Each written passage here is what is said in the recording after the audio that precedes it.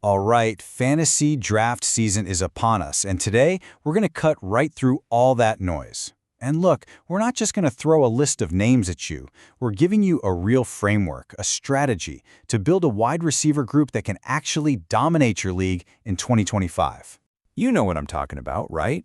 You feel like you're just buried under this mountain of rankings, stats, and hot takes. So the real question is, how do you sift through all of that and find the players who are actually going to win you your league? Well, that's exactly what we're about to break down. Okay, so here's the game plan. We'll kick things off with a strategy for winning your draft. Then we'll dive into 3 key types of players you should be targeting. After that, we'll talk about some big names the experts are a little nervous about, and we'll finish with a little warning about drafting number 1. Let's get into it. Look, to really win your fantasy draft, you need more than just a cheat sheet. You got to have a strategy. Instead of just chasing the guys who did well last year, the pros, they think differently. They think in terms of player archetypes. These are specific kinds of players who just consistently outperform where you draft them. And we're going to break down 3 of the most powerful ones. First up, you've got the young ascendant star. You know, that player who's about to pop. Then there's the undervalued veteran, proven talent that everyone's sleeping on. And finally, the calculated risk. This is your classic high-risk, high-reward, league-winning type of player. First up, the young ascending stars. These are the guys where what they've already done is really just their floor. Their ceiling is way, way higher, but their draft price, it just hasn't caught up yet. And that, my friends, is the sweet spot. And you couldn't ask for a better example than Chicago's Rome Odunze. I mean, Field Yates just nails it with this quote. Odunze just screams second-year breakout, but you can still get him at a pretty reasonable price. So let's really dig into why Odunze is the perfect poster child for this. First off, the pedigree is there. He's a 9th overall pick. The buzz coming out of Chicago, it's all positive. Yeah, he's sharing the field with DJ Moore and Keenan Allen, but he's also stepping into this upgraded offense run by Ben Johnson, and we all know what he can do for an offense. The bottom line is, with that draft capital and a role that's only going to grow, he could totally smash his draft position. Okay, so let's shift gears to our next type of player, the undervalued veteran. Now, these are the established guys who, for whatever reason, people are kind of forgetting about. Their draft stock has taken a hit, and that is where we find some serious value. And man, Michael Pittman Jr. is the poster child for this category. Mike Clay puts it perfectly. It's just a value play. Simple as that. This guy is way too talented to be going where he is in drafts right now. So you're probably asking, why is he so cheap? Well, it all comes down to last season.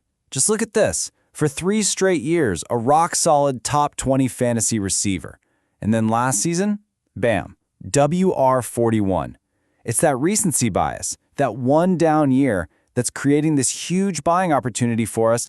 Okay, so the concern is pretty obvious, right? That WR14 finish, and yeah, there's some uncertainty with a young QB like Anthony Richardson, but the opportunity is just staring you right in the face. He still had a massive target share last year. He's the clear number 1 guy there.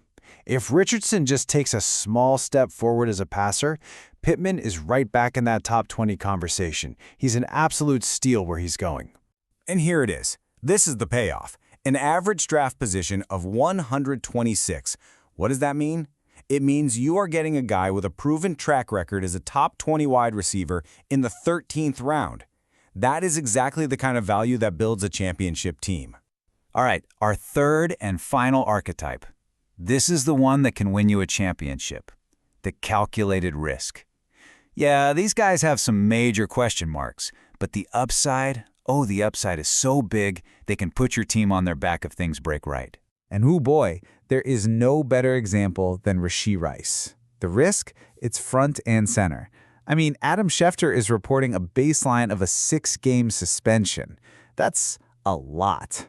So let's just lay it all out on the table. The risk, you're looking at a 6, maybe even an 8-game suspension. And you can't stash him on IR. He's just going to sit there burning a hole on your bench. But the reward? Think about this. In his last 9 healthy games, the guy averaged 19.5 fantasy points.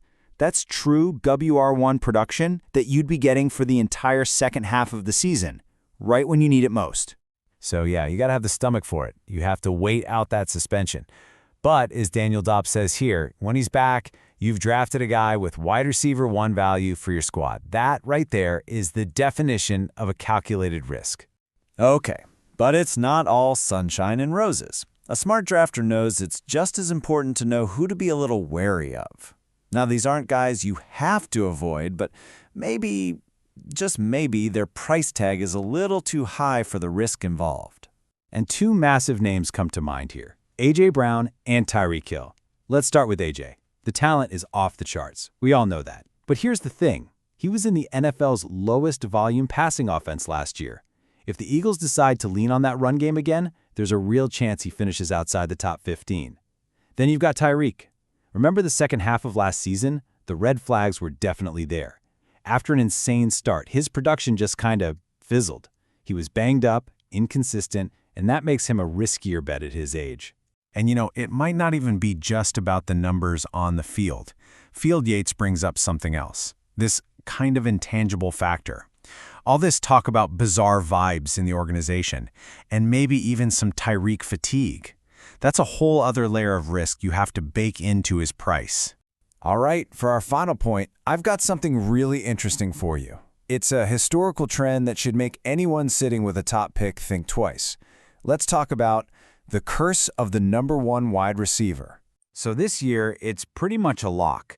Jamar Chase is the consensus number 1 wide receiver, and for good reason after that historic season. The guy is an unbelievable talent. But can he actually do it again? I mean, really repeat that performance?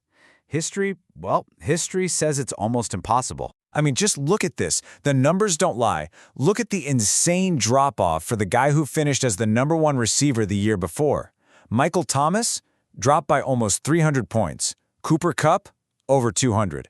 Justin Jefferson, 166. CeeDee Lamb, 140. I mean, Devonta Adams is basically the only one who didn't fall off a cliff.